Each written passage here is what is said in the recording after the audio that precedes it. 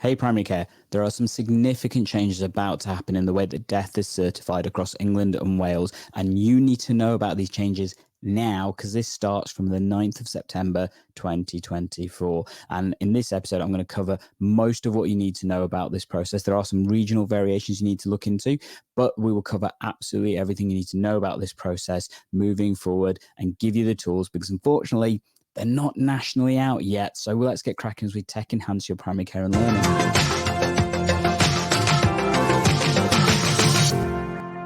Hey, GP learners.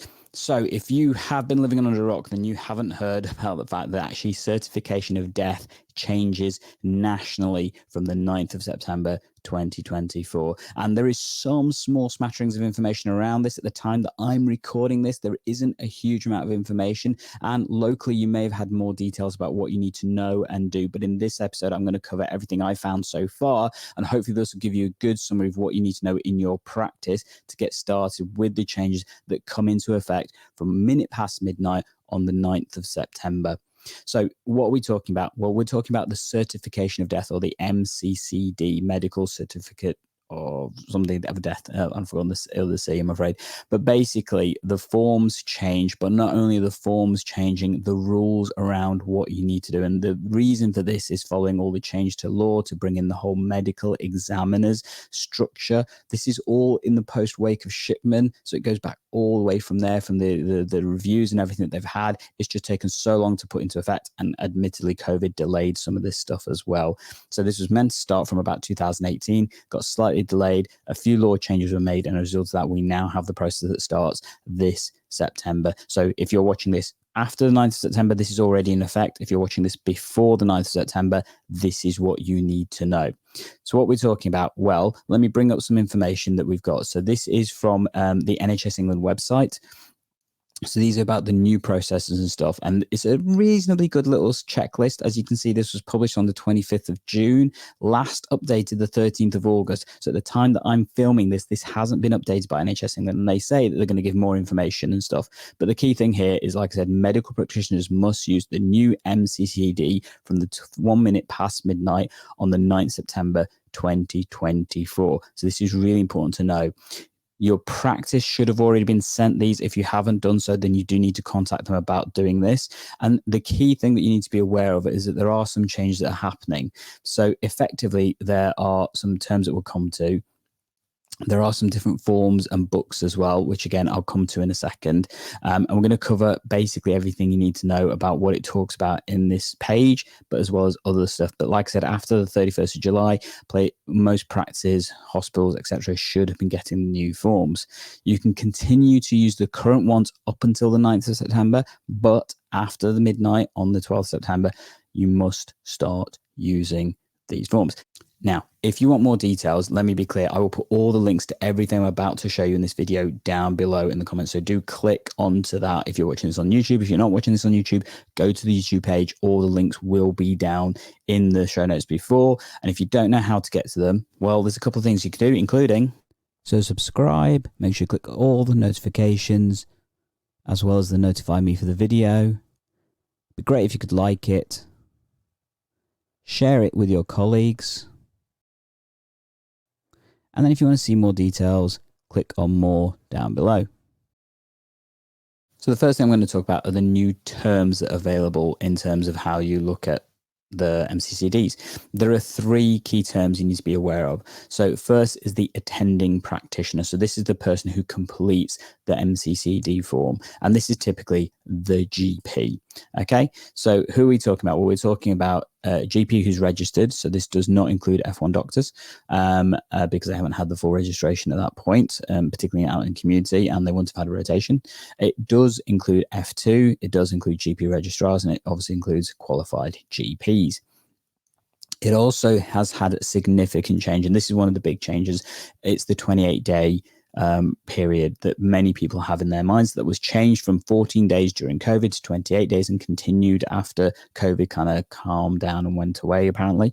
But effectively, now the attending practitioner is basically someone who has seen the patient either physically or via video during the course of their life. So it's no longer restricted to the person who's only looked after the patient the past 28 days. This is a significant change, and particularly in your practice, you'll need to figure out how this works, because this does open up the pool of number of people who can complete the MCCD form. There are some other terms you need to be aware of. So there's terms that are mentioned called the informant. This is typically the relative of the patient who's now deceased. And basically you have 5 days to provide the death certificate from the point of the informant contacting you about it, unless there are reasons that it's been sent to the coroner and stuff. Most people are aware of the coroner, but the new other term that you need to be aware of is the medical examiner. Now, this has already been up and running in various places across the country, but the medical examiner is the new role that's being introduced to act as that verification process that happens in terms of how the MCCDs will be issued. Now, depending on your local area, this will work in different ways. Majority of places, what will probably happen is when you're informed about the death of a patient, ideally you should be contacting the patient to verify for some details, and then after that completing a verification form that's sent to the medical examiners. And this could be done through different routes. This might be done through toolkits like Ardens or Primary Care IT on your clinical systems. It could be done through an integrated form that you have locally. It depends on your different areas. This then goes to the medical examiners for them to confirm that they're happy with the cause of death and stuff, and that's normally returned back to you to complete the MCCD form, which we'll come to in a second and show you the differences and stuff. That's then sent through. Ideally, the new forms will eventually become completely electronic rather than physical, but that's not happened yet because, again, the whole integration of systems and stuff has not been keeping pace with a lot of the law changes and stuff, so they're having to work around a lot of this and stuff. Traditionally, a lot of the medical examiners will have access to, for example, TPP, System 1, or through GP Connect, through other systems and stuff, but that may not be the case in your area, and there are slight variations when it comes to England and Wales. So I believe with Wales, there are some extra steps that potentially needed if there's an issue in terms of the cause of the death and stuff that has to go to the health boards, whereas within England, it tends to go back to the practice and stuff. So those are the key terms that you need to be aware of when it comes to the forms and stuff. Let's talk about the forms themselves. I'm going to show you what I mean by this. So first of all, there are 4 different forms now that we're going to be looking at. 2 that are relevant for general practice, 2 that are not necessarily relevant for general practice, but are more for the medical examiners. And the reason why there's 2 for each, you now have a separate form for a patient who's deceased before 28 days of life, and 1 form for those people who've died after 28 days of life. Now, generally speaking, primary care won't necessarily need to have that earlier form. The one that primary care will typically be filling, I believe, is the Schedule 2 form, which is the form that is over 28 days of life, and completed by the attending clinician and stuff.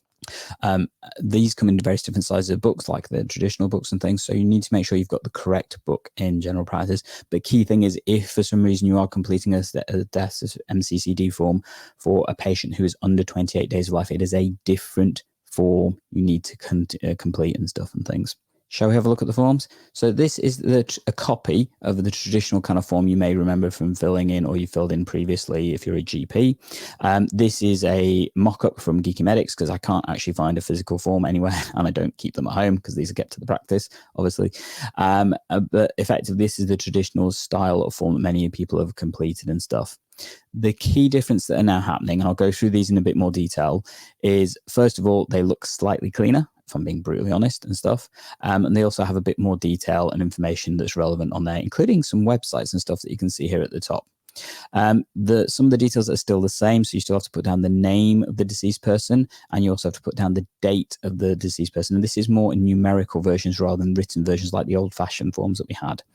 Additional parts that have been added is the NHS number. So this is a new part that's been added onto the forms.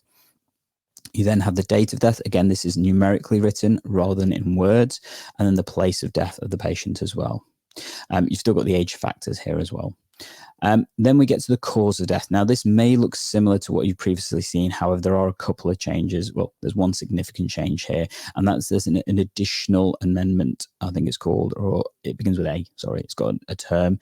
But effectively, there's now not only 1A, there's a 1A, B, and C. So effectively, it goes down to D, because these are the extra kind of reasons for a person dying relative to the original cause and stuff.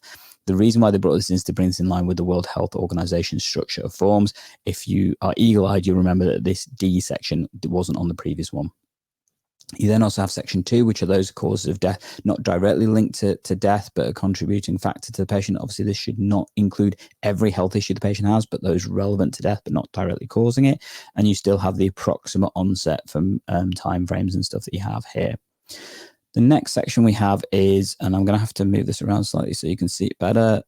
So you've got this section in the bottom left-hand corner here, which is the appropriate elements you have to complete, whether or not the death has taken into account information, for example, from the post-mortem, whether there's going to be a post-mortem, and there's a relevant part about whether this has been referred to the coroner as well and stuff, who wishes to investigate it and stuff.